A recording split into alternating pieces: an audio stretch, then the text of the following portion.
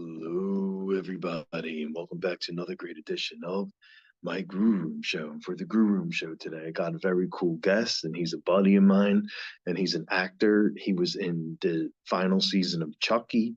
He's in a horror movie called Carved, and he's in a TV series called T T TeaCup, and his name is Jackson Kelly. I am Rocco Cross. I am the host at Stutters, as you can tell, and I am the host of the Grue Rume Show. My interview with Jackson be coming up very soon. This is my Grue Room, and as always, welcome to my nightmare.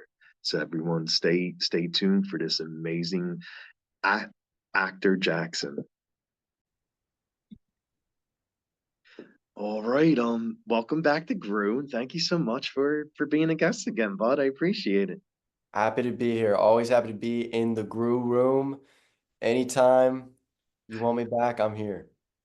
Thank you, man. I thank you. That's so that you're very cool. Thank you.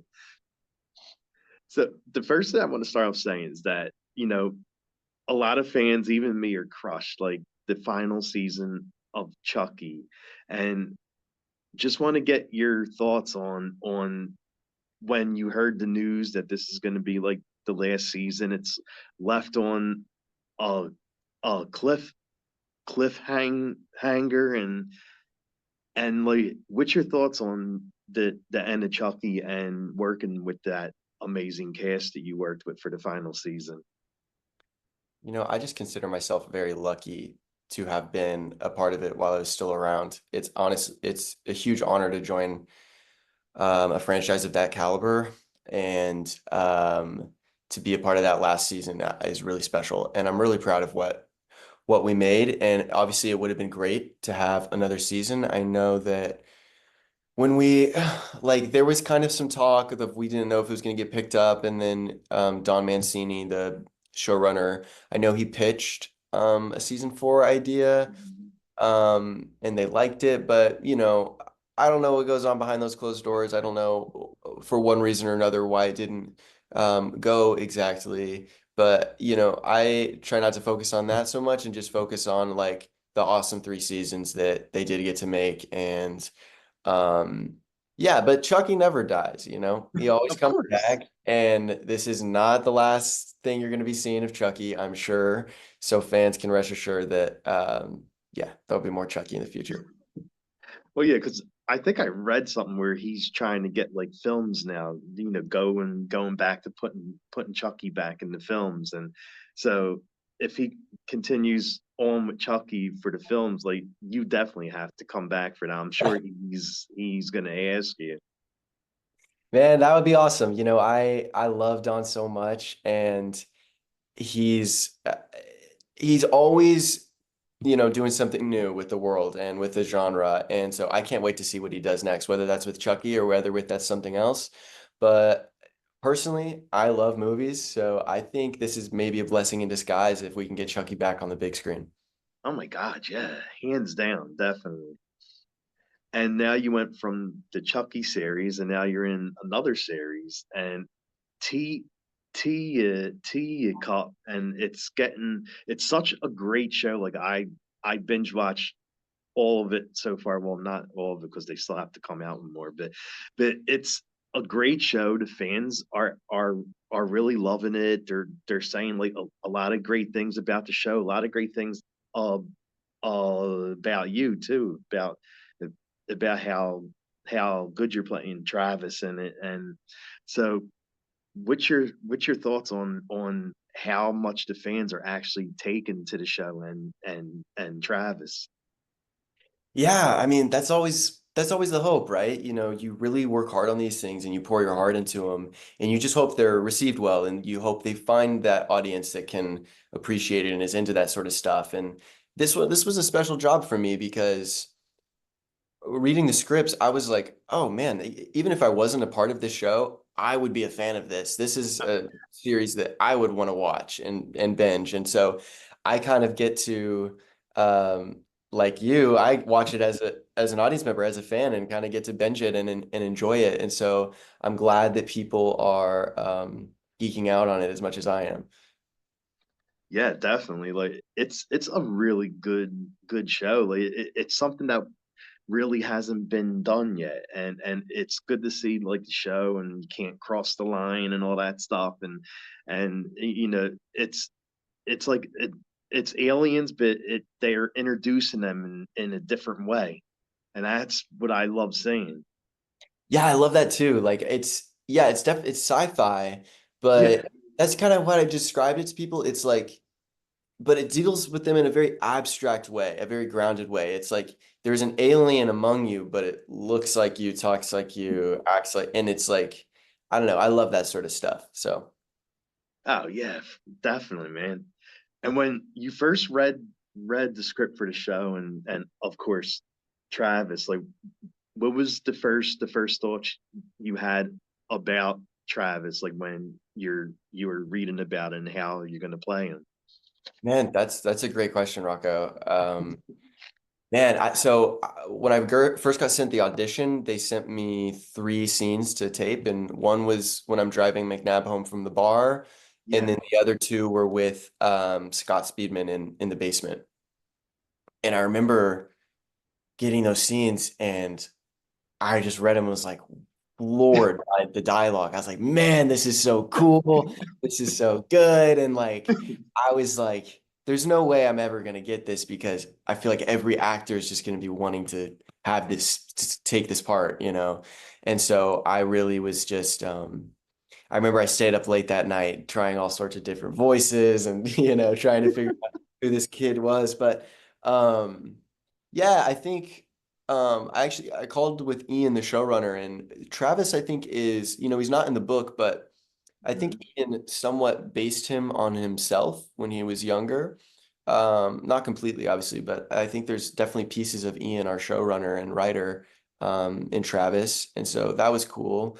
Travis wears that T-shirt with the Ram Paul McCartney album, and that's a nod to Ian, who he discovered that album when he was about my age, and it really changed his life. And so it's cool when when you're drawing from that personal experience, and it was fun kind of bringing that to life.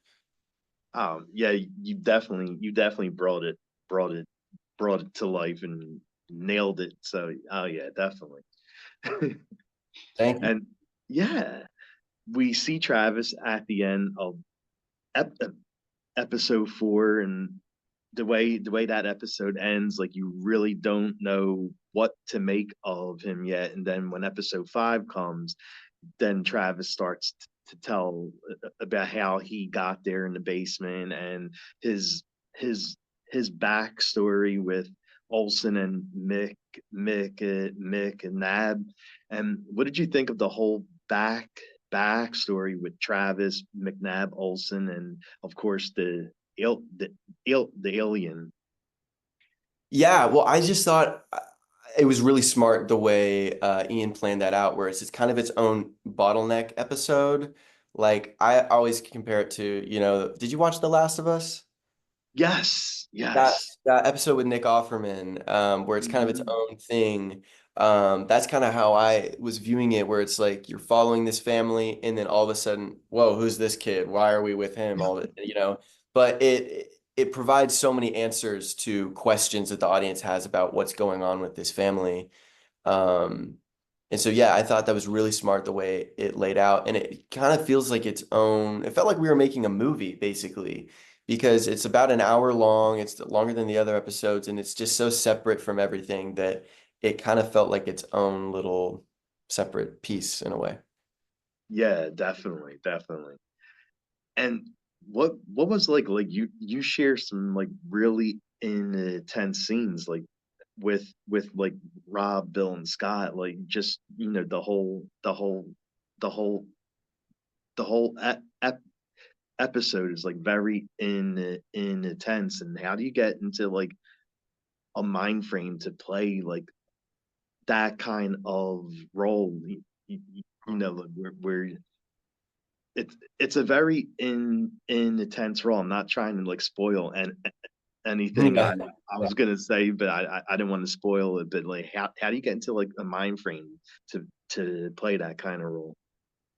Yeah, this one was, this is probably the ch most challenging job I've ever done in that sense, because you're right. It feels like as the episode goes on, it just gets even more and more intense, and the stakes are really high. And it was definitely scary. Like when I knew that I was going to be doing it, I was like, I didn't know if I was going to be capable or be able to pull it off. And so I got with the acting coach named Harrison James, who Mhm. is amazing, and we would just meet for hours, like a few times a week, just going over everything. And because also the story, it's not linear, like there's flashbacks and then it Yeah. goes back to the basement. So it's just keeping everything organized.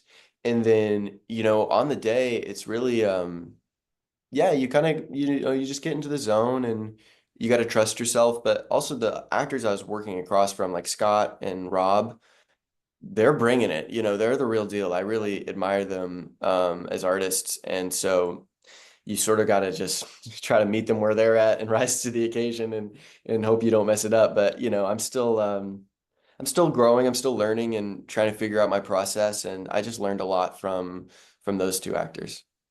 Oh yeah, definitely. Because the very last scene that you were in, I'm not gonna say it, but like that scene, like when I saw that scene, like that put a tear in my eye. Like Travis is definitely wants to come out of that house. Like he don't want the fate to end up the way it did. Yeah.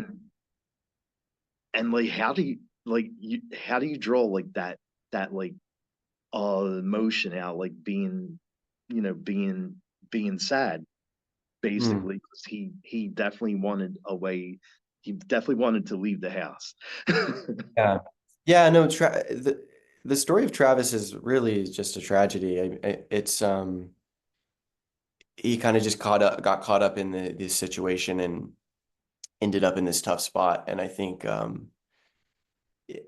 I have so much empathy for him, and my heart breaks for him. And I think, yeah, those last moments with him in the basement, that scene, I remember that day, just, you kind of carry that feeling with you. And Mhm. I remember just kind of isolating myself on set that day. I had a little book I was reading, so I would just sit in my corner and read my book. Oh, And no, but the director John Hyams, who I actually worked with on Chucky, we he set up a space where I felt really comfortable to, let my guard down and be vulnerable and express those emotions and try different stuff. And I think that's what it's all about, is like I think he really just like set up the camera and left it there, and I kind of got to do my thing. And it felt like a really, like everyone was like respecting the moment, which is all you can ask for as an actor. Um and then, yeah, I mean, it's not really, it's something like you can't really put your finger on and explain it, but it's great. And I mean, yeah, working with Scott is, we have each other's backs. That's the most oh important. yeah. So, yeah. And I love the area where the show was shot on like that little farm area, the farmland, and it looks great, like all the grass and trees and little houses. And what was it like to shoot on like a farm area? I love it, man. I grew up in Texas, and so Yeah. kind of on a farm. So it reminded me of home, man. We shot in Georgia, outside of Atlanta, and it's beautiful. That was my first time filming there, and it is just beautiful. And those days there were some hot ones, and then at night it could get chilly, but it adds to the vibe. Like that farm especially has like just a creepy feeling to it. I can't really put my finger on it, but you feel the isolation when you're there, and you feel like, oh man, no one's coming, no one's gonna hear me if I scream. Like I remember it kind of gets you in the mood of the show. Like we would do some night shoots, and you're walking around, and it's just like, man, this is creepy. So. Yeah. Yeah, you're probably looking saying, you know, a real alien could actually come on this farm and no one would know. No, it feels like the place a UFO would show up. Like definitely like has that feeling to it. And then you've been very busy. Another thing you have out is a horror film called Carved, and it's a funny Halloween horror film, and it was great. Like I loved it from the very first scene where the Porter guy is getting torn into shreds, and I was like, hold on. I was like, okay, this is gonna be that kind of horror movie. I'm definitely gonna sit through it and watch it, and it was really good. What did you what did you think of like the opening scene of the movie? Like, when you start off with a kill, it definitely sets the tone. Yeah, yeah. I mean, that's so Justin Harding wrote that script and yeah, wastes no time. It's intense from the second and you see all this carnage and this crazy kill and like you're just like, "Oh, we're okay. Let's strap in." Uh and yeah, and then of course it comes full circle and you get all the Yeah, context, but it's a great little teaser to it's going to catch your attention from right when you turn it on. it definitely did. Yeah. And Wes is actually like really chill and funny. He's high as a kite. And how did you play him so well? Like you played this like really chill, funny, high guy. Well, I went back, I hit the books, I did watch the classics, Dazed and Confused and Fast Times at Ridgemont High. Nice. Those Good movies. oh yeah, so those were I watched those like while I was out there filming and because it is like it's set in the 90s and it's supposed to be reminiscent of those films and so I just wanted to he's the classic like cliche archetype and so I wanted to be like him to feel like Shaggy from Scooby-Doo or just like not even a real person just kind of like oh that's the stoner like I love that sort of stuff and this is the type of movie that's so like it's corny, it's campy, it's funny, where you really, it was just freeing for me to like just take a big swing and just play it really broad and just have fun. So it was a blast.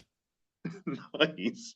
And I love him when Wes is actually talking about all the different corn and all the corns that he sells and doesn't sell the cream corn but sells every other kind of corn and then he offers the dude filming it if he wants to buy weed and it's just the funniest scene. Like how many times did it take you to do that scene without just busting out laughing? I don't know if I could keep a straight face. Oh man, that scene was all improv actually. Basically, they just like Justin just wanted like a kind of a talking head of Wes being like, yeah, man, like I sell corn, like, and so he just set up the camera and just let it roll.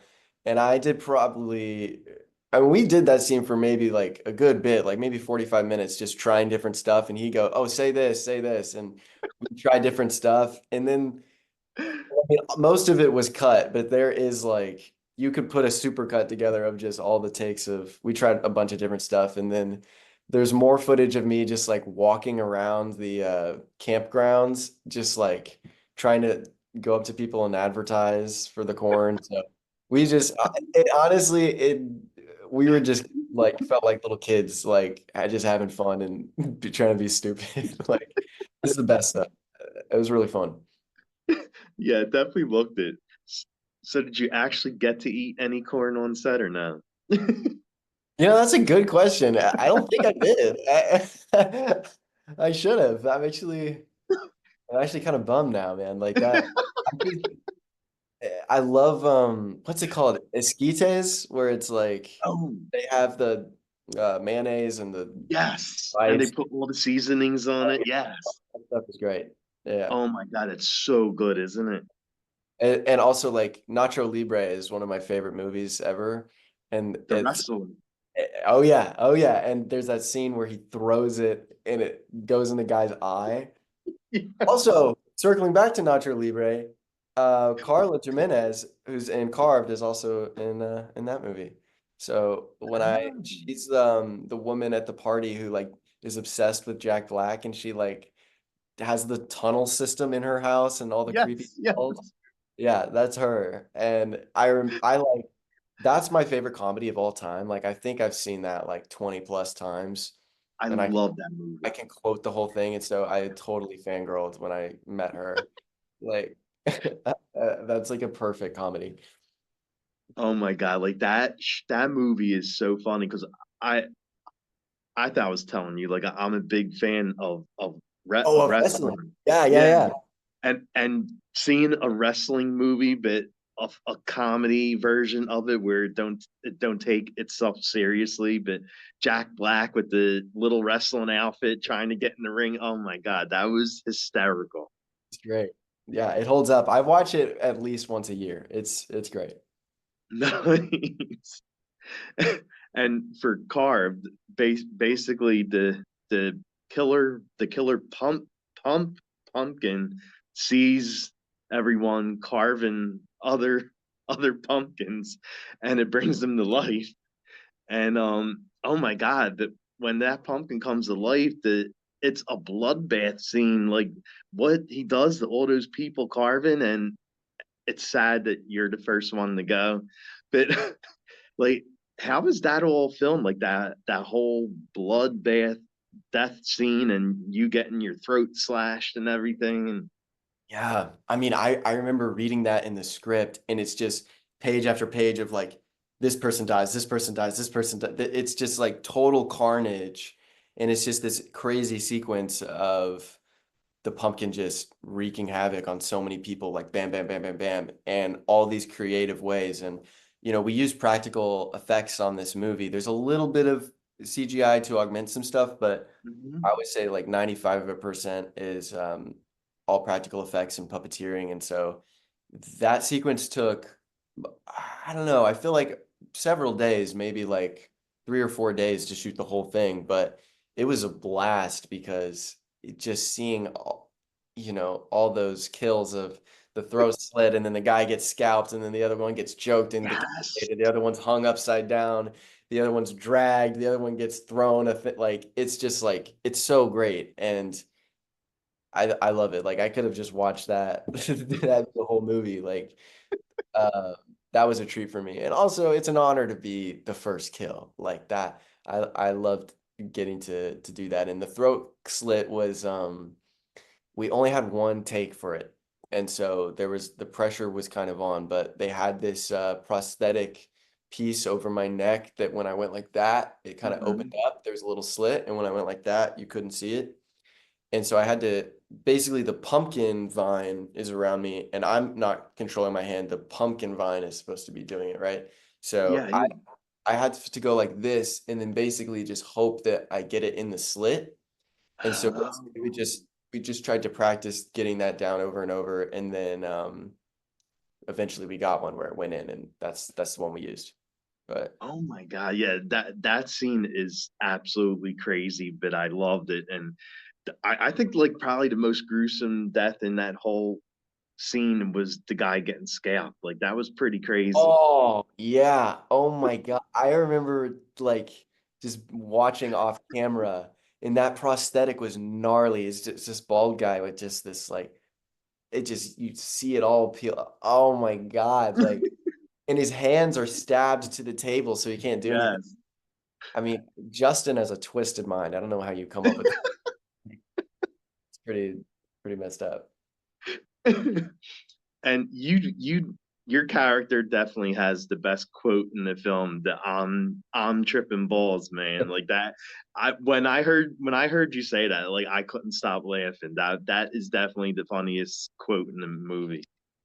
That's what I love about this movie. It's so quotable. There's a line that Maddie Carter-Ruppel has that his delivery is perfect. He goes, "We love pumpkins," and like that's kind of become just the mantra of the movie. Like, we love pumpkins. We love pumpkins. Oh my God. So, in the past three shows, you've been chased by a killer doll, had an alien go inside your body, and had a pumpkin kill you. So, what do you think's coming next? Wow. You know, if I had a crystal ball, I never thought someone would say that sentence to me, and it's true, but that is true. Um, I'm open to anything. We'll see. Like I honestly, I didn't plan to go into the horror world, but it's kind of Mm. where my career's headed, and I love it. And so I love crazy, fun stuff. So I'm sure we'll see something around the corner that's pretty nuts too. Yeah, I mean, the horror world is so much fun. Like that, we were talking about this the last time too. The when you go to different horror conventions, like the horror fans are definitely the most loyal fans out of any fan base, and it's awesome that you're part of that world now. Like you're in the horror world now. It's amazing. I love the community, and you're right, they're hardcore, and also like it's horror is just I feel like it's just elevating every year, and Mhm. it's really having its renaissance right now. Like uh it's in theaters year round, and I'll go see these new horror films, and they just blow my mind, the filmmaking and the performances and these concepts and original characters, and it's really exciting where the whole genre is heading. Oh my God, yeah, for sure. And we are in Halloween season, so are there any Halloween horror films that you've been watching to get ready for the big Halloween day? Ooh. What did I see recently? Well, oh, I mean, I saw the one that everyone's talking about, The Substance. Yes. Wow. I mean, I don't even know. It's not really a Halloween movie, but it is, I would classify that as horror. Oh my And God, yeah. uh, that was a movie that, yeah, you kind of can't stop thinking about it days after you see it. That one is, that's a movie for sure. It's pretty intense. Yeah. Yeah. Did you see Terrifier 3 yet or not? No, but everyone's been raving about it. I just read something today that it is the highest grossing unrated movie of all It time, is. which man, that's awesome. I actually I haven't seen any of the Terrifiers, so I feel like Oh, okay. I need to get the first two under my belt before I go see this one. I don't know if I can handle it though. I've heard they are, uh, you know, they're intense. They are. They are like So, I don't know, it. man. I Might be I mean, I'm not gonna lie to you. Like the first two movies are really bloody and gory and gruesome, but the third one blows them two out of the water with the amount of gore. Like Oh it's man. like a gore fest from the beginning until the end. The third movie. Wow. We'll He's see. like, I don't know now. I don't know. And I know we talked about this a little bit, but are you planning on doing anything for Halloween? Like I know you said you're filming right now and stuff, and Yeah. I don't know. Like Halloween Day, I actually don't know. I feel like, what is it, this Thursday? yeah, yeah. And I don't know. I might be going out of town. We'll see. Um, but I'll do something. I'll definitely put a movie on for sure, but we'll see. Okay. Yeah, on Halloween you definitely have to put something on though, like some kind of costume, right? Oh, oh yeah. Well, I don't want to keep you. I know you have a bunch of things to do. So the last thing I'll ask you, of course, is where can fans follow you at? Oh, I have Instagram for now. It's Jackson Reed Kelly, and I'm not on there too much, but I am there. Okay, buddy. Well, thank you so much for coming back on. It was really nice talking to you again, man. Rocco, this is great, man. Always a good time. Thank you. Right.